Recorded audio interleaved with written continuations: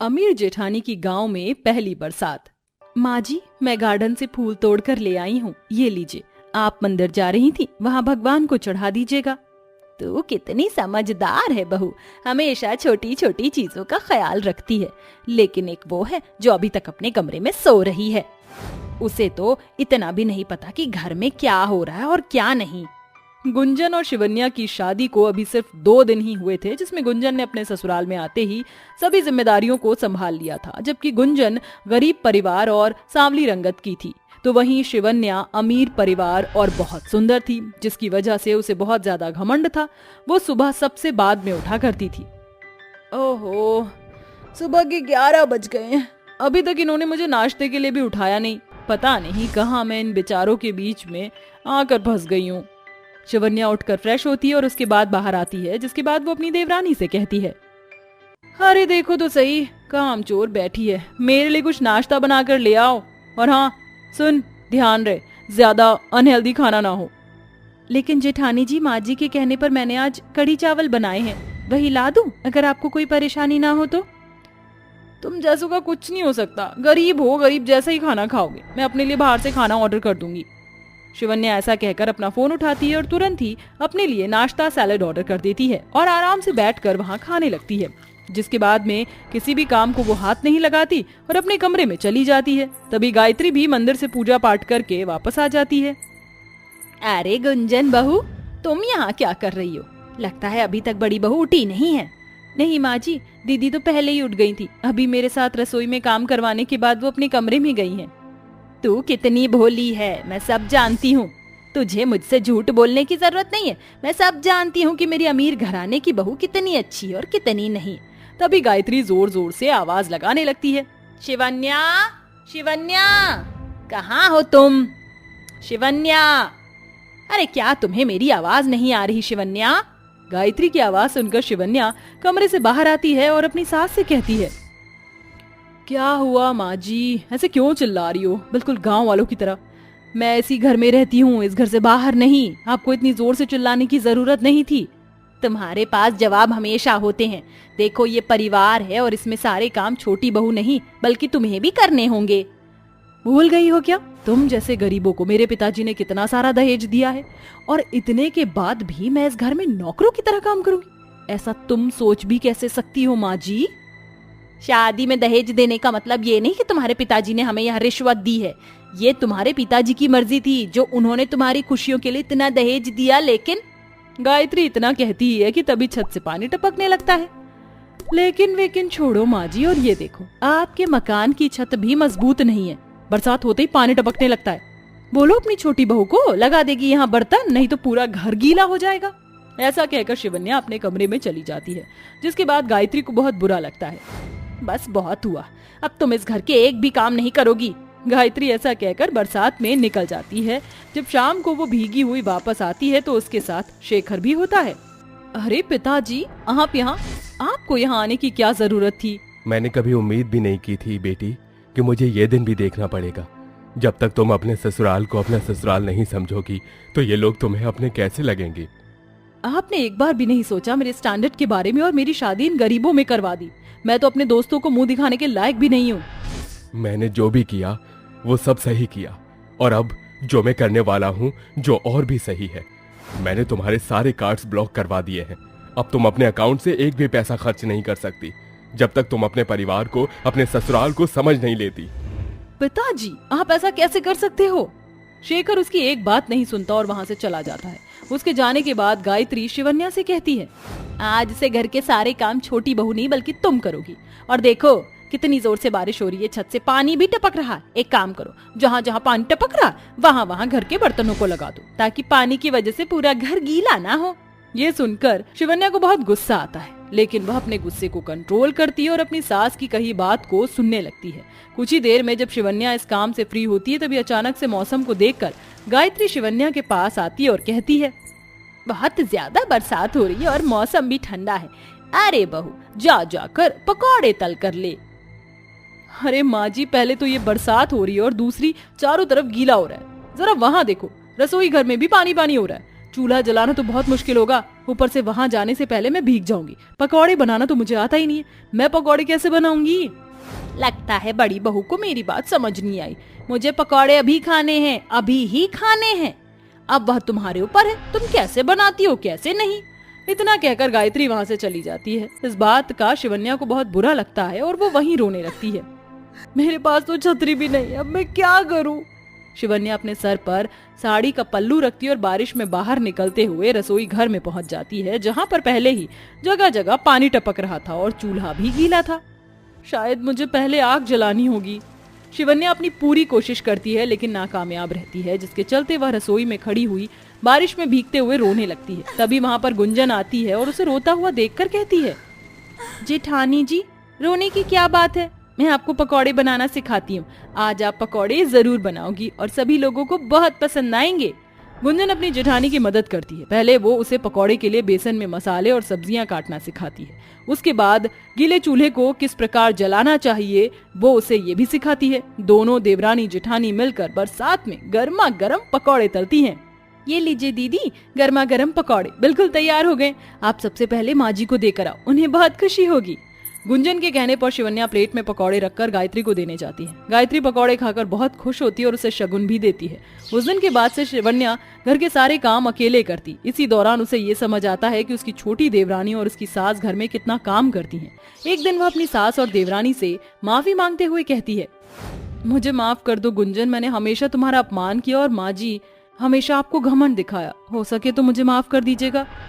मुझे नहीं पता था कि गरीबी में रहने के बाद भी आप लोग इतनी चीजों के लिए कॉम्प्रोमाइज करते हो। लेकिन कुछ दिनों में ही मैंने इस घर में बहुत कुछ सीखा है और मुझे अब पता चला है कि घर में रहकर भी आप कितनी मेहनत करते हो।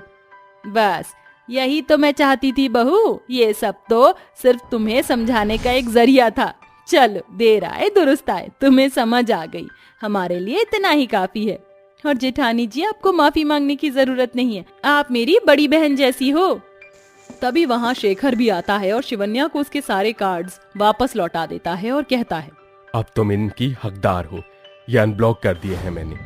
शिवन्या उन कार्ड्स को ले लेती है, जिसके बाद वो अपने पैसों से अपने घर की मरम्मत करवाती है। इसके चलते घर की छत से पानी टपकना बंद हो जाता है और अब वह अपने ससुराल में खुशी खुशी रहने लगती है। सविता और पाखी बहुत अच्छी सहेलियां थी, जो कि स्कूल से लेकर कॉलेज में साथ पढ़ती थी, पर ग्रेजुएशन के बाद दोनों को अलग होना पड़ता है। हे भगवान, मुझको तो यकीन ही नहीं हो रहा, हम इतने टाइम से अब तक साथ में थे, स्कूल, कॉलेज, ट्यूशन, लेकिन अब हमें अपनी लाइफ में अकेले अकेले आगे बढ़ना होगा। तो बिल्कुल ठीक कहती है पाखी, अब इस रास्ते पर हमें अकेले चलना होगा। अच्छा, तू कोलकाता जा रही है ना? अपने बुटीक का कोर्स करके वहीं खोलेगी ना? हाँ यार, ये मेरा ड्रीम जॉब है, इसे तो करना ही होगा। फिर तू क्या करेगी? मैंने सुना था आंटी से कि वो तेरी शादी कर देंगे। तो तू इतनी पढ़ाई करने के बाद सच में शादी कर लेगी? तुझे तो पता है, मिडिल क्लास पेरेंट्स अपनी बेटी की शादी जल्द से जल्द करना चाहते हैं, क्योंकि वो नहीं चाहते कि वक्त बदल जाए, फिर लड़का ढूंढना, अच्छा घर मिलना भी तो मुश्किल होता है ना। हाँ, मैं समझ सकती हूँ, बहुत मुश्किल होता है। अच्छा, मैं चली जाऊंगी कल के बाद, तो आज साथ में टाइम स्पेंड करें। पर मेरी एक शर्त है, ये वाले कपड़े छोड़कर तुझे मेरे जैसे कपड़े पहनने होंगे, वेस्टर्न। ओके, बट ज्यादा शॉर्ट नहीं होना चाहिए। ये कहते ही दोनों सहेलियां एक साथ मूवी देखने के बाद मेले में जाकर मस्ती करती हैं, फिर फोटो स्टूडियो जाकर अलग अलग भेस में फोटो खिंचाकर गोल गप्पे के मजे लेती हैं। सच में यार, आज का दिन हमें बहुत याद आएगा, कितनी मस्ती की ना हमने। वो तो है, तू मेरी बहुत अच्छी सहेली है पाखी, दिल नहीं हो रहा तुझसे अलग होने के लिए, पर मजबूरी है। देख, चाहे हम अलग ही क्यों ना हो जाए, लेकिन कभी भी तुझे मेरी जरूरत पड़े तो बेझिझक बुला लेना। इतना कहकर दोनों सहेली अपने घर लौट आती हैं। अगले दिन पाखी कोलकाता के लिए रवाना हो जाती है। वहीं सविता का विराट नाम के लड़के से रिश्ता जुड़ जाता है, जहां बहुत धूमधाम के साथ उसके घर वाले उसकी शादी कर देते हैं। मेरी बच्ची, अपना ख्याल रखना। माँ, बाबूजी, आप भी अपना ख्याल रखना, मैं मिलने आती रहूंगी आपसे। बेटा, अच्छे से अपने ससुराल का सारा काम करना। दामाद जी, मेरी वजह से कोई छोटी मोटी भूल हो जाए तो माफ करना। अरे बाबूजी, आप भी कैसी बातें कर रहे हैं, अब सविता मेरी अमानत है। चलो चलो, बहुत देर हो गई। ये सुनकर सविता अपने गरीब माँ बाप से विदा लेती है। अपने ससुराल पहुंचकर सविता अपनी सास का बहुत ख्याल रखती है। फिर उसकी गरीबी के कारण कांता सविता से अक्सर चिढ़ा करती थी, उसके काम में कमी निकालती थी। ऐसे ही एक शाम सविता खीर बनाकर कांता को देती है, जिसे खाकर कांता फेंक देती है। क्यों री, ये तू क्या बना कर लाई है? मैंने बोला था खीर बना कर ला, मेवे दूध अच्छे से पका। मेरा इतना मन था और तूने मेरा सारा जी खराब कर दिया, खीर भी बर्बाद। माँ जी, ये आप क्या कह रही हैं? मैंने तो आपके मुताबिक ही हर चीज डाली है और इतनी देर तक पकाया है। ज्यादा जुबान चलने लग गई है ना तेरी, अभी बताती हूँ तुझे। अब आया मजा? माँ जी मैंने कुछ नहीं किया, मेरे बाल छोड़ दीजिए, मुझे बहुत दर्द हो रहा है। आगे से मुझसे जुबान लड़ाई ना तो जुबान खींच लूंगी। आज तो बस बाल खींचे, जाकर साफ कर अब। आंखों में आंसू लिए सविता घर के सारे काम करती है। कुछ देर बाद विराट आ जाता है। सविता, ये तुमने अपनी क्या दशा बना रखी है? तुम्हारी आंखें इतनी सूज क्यों नहीं हैं? क्या हुआ, रो रही थी? अरे नहीं, ऐसा कुछ भी नहीं है, वो बस मेरी आंखों में कुछ चला गया था तो जब तक आंसू आते रहे। अगर तुम्हें अभी भी दर्द हो रहा है तो डॉक्टर के पास चलते हैं, वो तुम्हें आई ड्रॉप्स देगा और एक बार आंखों का टेस्ट भी कर लेगा। अरे नहीं, आप मेरी इतनी परवाह करते हैं, मैं तो ऐसे ही ठीक हो जाऊंगी। कुछ देर बाद सब एक साथ बैठकर खाना खाते हैं। विराट सविता को बहुत प्यार करता था, लेकिन उसके पीठ पीछे कांता सविता को बहुत टॉर्चर करती थी। देखते ही देखते सविता पप्पू और नैना की माँ बन जाती है। विराट भी छुट्टी के दिन अपने बच्चों के साथ खेलता था। एक दिन सुबह ऑफिस जाते वक्त विराट का एक बाइक के साथ एक्सीडेंट हो जाता है, जिसमें वो हमेशा के लिए अपनी माँ और पत्नी को छोड़कर चला जाता है। बेटे के जाने के बाद से कांता बौखला जाती है। ये भगवान, मेरा बच्चा मुझसे हमेशा के लिए दूर हो गया। ये सब इस कलमुही की वजह से हुआ है। जरूर इसी की वजह से मेरे बेटे की जिंदगी पर ग्रहण लग गया। छोड़ूंगी नहीं मैं इसे। विराट जी, अब मैं आपके बिना कैसे रहूंगी? और पप्पू और नैना का ख्याल कौन रखेगा? उनके साथ रविवार के दिन कौन खेलेगा? मुझे अकेला क्यों कर दिया आपने? मेरे बेटे को खाने के बाद कैसे ढोंग कर रही है। तुझे तो मैं अब एक मिनट भी अपनी नजरों के सामने नहीं देखना चाहती। निकल जा इस घर से। ये कहकर कांता सविता को उसके दोनों बच्चों के साथ, जो कि 3 और 6 साल के थे, उन्हें घर से बेदखल कर देती है। गिड़गिड़ाती सविता हाथ जोड़ती है। माँ जी आप ऐसा मत करिए। मैं अपने दोनों बच्चों को लेकर कैसे रहूंगी? इसी घर में तो विराट की यादें हैं। दादी, हमें आपके साथ रहना है, आप घर से क्यों निकाल रही हो? चुप कर तू। नहीं हूं मैं तेरी दादी, और तुम तीनों अपनी मनहूस शक्ल लेकर चले जाओ यहाँ से। सविता बहुत कहती है, लेकिन कांता उनकी एक नहीं सुनती। इस हाल में सविता अपने दोनों बच्चों को मायके ले आती है। सविता बेटी, तू इतने समय बाद। अरे देखिए तो, हमारे नाती नातिन भी आए हैं। क्या हुआ सविता बेटी, तू इतना रो क्यों रही है? ये क्या हालत बना ली? नानू पापा छोड़कर चले गए भगवान जी के पास, और नानू दादी ने हम सबको घर से बाहर कर दिया, इसलिए मम्मी रो रही है। क्या? नहीं, ये नहीं हो सकता। हमें जाकर समधन जी को समझाना चाहिए। नहीं पापा, आप वहाँ मत जाइए। मैं नहीं चाहती माँ जी आपसे बदसलूकी से बात करें। ठीक है, अब से तू हमारी जिम्मेदारी है। इसके बाद सरोज और नरेंद्र सविता और उसके बच्चों को पालते हैं। घर के पैसे भी खत्म होने को आते हैं और विधवा बेटी की ऐसी हालत देखकर दोनों का एक दिन निधन हो जाता है। सविता के माता पिता भी उसे छोड़कर चले जाते हैं। हे भगवान, ये आपने मेरी किस्मत किस काली स्याही से लिखी है कि विराट जी भी चले गए और मेरे माता पिता भी। कैसे करूंगी अब मैं अपने बच्चों का लालन पालन बिना परिवार के? उन्हें प्यार कौन देगा? अब इनका पेट पालने के लिए मुझे ही कुछ काम करना होगा। मम्मी मैं तो आइसक्रीम चाहिए, दिलाओ ना। हाँ माँ, मुझे कोन वाली आइसक्रीम खानी है, मेरे दोस्त भी खाते हैं। अभी पैसे नहीं हैं, थोड़े दिन रुक जाओ, मैं खिला दूंगी। अरे खाली प्लॉट में जामुन का पेड़ है, उसे ही बेचकर घर भी संभाल लूंगी, बच्चों को भी देख लूंगी। ऐसा कहकर सविता उस प्लॉट से कुछ जामुनों को रोज सुबह तोड़कर लाती और अपने घर के बाहर बेचने लगती। जामुन ले लो, जामुन ताजा ताजा मीठा मीठा जामुन ले लो, 20 के 100 ग्राम, 20 के 100 ग्राम। बहन जी जरा मुझे आधा किलो तोल दीजिए, ये लो पैसे। इस तरह विधवा सविता जामुन बेचकर अपने बच्चों का पेट पालती है, कम पैसों में उनकी इच्छा पूरी करती है। फिर एक दिन एक लंबी सी गाड़ी में से पाखी उतरती है। उसका ड्राइवर धूप से बचाने के लिए छाता खोलता है और 2 बॉडीगार्ड तोहफों के साथ आते हैं। मम्मी देखो, हमारे घर के बाहर कोई आया है। सविता जैसे ही घर के बाहर आती है तो पाखी को देखकर उसकी आंखों से आंसू छलक जाते हैं। पाखी, तो इतने सालों बाद कैसी है? मैं तो अच्छी हूँ, पर तूने अपनी ये क्या हालत बना रखी है? अंकल आंटी कहाँ हैं? और तूने सफेद साड़ी क्यों पहनी है?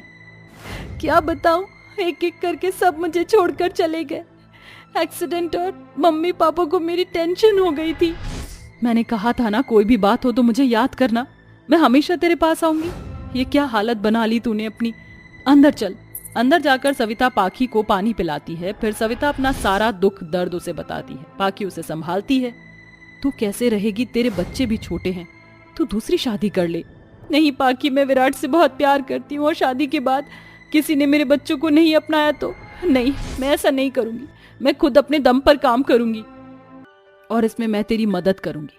देख, पढ़ी लिखी तो तू है ही, और अब मैंने यहाँ पर भी एक बुटीक खोला है, तो तू उसे हैंडल कर ले। बच्चों को भी हम देखते रहेंगे। अच्छा हुआ पाखी तू आ गई, तेरे बिना मैं बहुत अधूरी थी। अगर दोस्त हो तो तेरे जैसी हो। बस बस बस, अब ज्यादा रो मत।